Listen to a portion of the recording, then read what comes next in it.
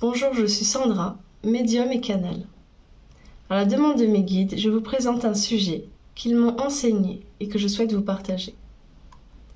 Aujourd'hui, nous répondons à la question: qu'est-ce qu'un guide spirituel, un ange gardien? Un guide spirituel est un être qui a accompli toutes ses incarnations et qui s'est élevé sur un plan différent, plus subtil, pour enseigner à son protégé quelles sont les meilleures voies pour lui et pour le protéger.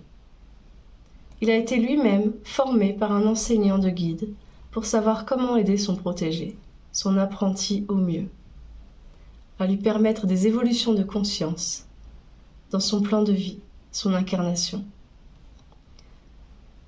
Accompli ses incarnations signifie qu'il a pleinement compris toutes les leçons de vie de ses incarnations et a évolué sur un autre plan de conscience où l'amour est inconditionnel. Sa sagesse lui permet de vivre sur ce plan élevé de conscience et d'aider autrui sur terre par sa présence, ses signes, ses inspirations, principalement. Des idées qui nous viennent, sorties de nulle part, puis disparaissent, comme un éclair de génie. C'est bien souvent notre guide qui nous envoie des informations pour nous aider à avancer plus vite et mieux. Un être qui a donc eu d'innombrables vies, terrestres et non terrestres, et que nous avons pratiquement toujours connues dans d'autres vies. Car un guide a toujours un lien important avec son protégé. Cela permet de créer une connexion unique entre eux afin d'avancer comme une équipe.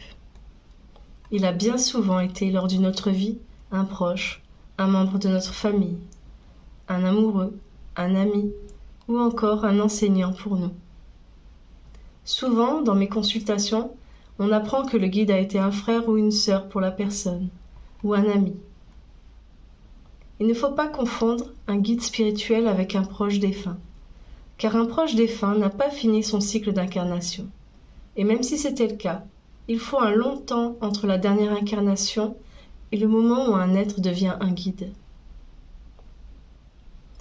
Votre guide était avec vous dans l'invisible, avant votre incarnation, pour la choisir ensemble. Et il sera avec vous jusqu'à la fin de votre vie. C'est lui qui vous accueillera et fera avec vous le bilan de cette vie. Il est bien sûr votre protecteur, votre ange gardien. Dans les témoignages sur les anges gardiens, les gens relatent les moments où ils ont eu une forte intuition ou une phrase qui leur ont sauvé la vie, qui les ont sauvés d'une situation. Parfois, ils ressentent une main posée sur leurs épaules, qui les empêche d'aller dans une voie dangereuse pour eux. Cet ange gardien, c'est votre guide, qui vous protège de tout danger physique que vous devez éviter. Il intervient si c'est vital et pas le moment pour vous de partir, ou si c'est important de vous éviter une situation néfaste. Certaines personnes ont la visite de leur ange gardien juste avant leur décès. Il vient pour les rassurer, leur apporter de la lumière, afin qu'ils partent sereinement. Le guide apparaît en être de lumière, comme une énergie. L'ange gardien, lorsqu'il transmet son prénom lors de ces moments, ou lors d'une EMI, une expérience de mort imminente, et lors d'apparition à un enfant, celui-ci donne un prénom simple qui n'a rien à voir avec les noms des anges selon la date de naissance. Un être de lumière n'a plus forme humaine. Il est une conscience lumineuse qui apparaît parfois sous forme angélique ou sous forme humaine pour qu'on puisse l'appréhender et communiquer avec lui. Il a bien souvent une énergie soit plutôt masculine, soit plutôt féminine, mais il peut aussi avoir une énergie androgyne. Il n'a plus aucun défaut connu sur Terre, puisqu'il est libéré de toute personnalité humaine et des voiles subis sur Terre. Dans l'invisible, lorsqu'une conscience est assez élevée, elle est affranchie de tout sentiment négatif, colère, jalousie, culpabilité. Nous-mêmes ne ressentons plus ces émotions lorsque nous abandonnons notre vie terrestre et avons passé notre bilan de vie avec nos guides. Le guide nous aide à évoluer en mettant sur notre chemin les épreuves et les leçons que nous devons assimiler, pour les transcender et grandir en conscience, et répondre à nos demandes en respectant le chemin de notre âme et notre libre arbitre.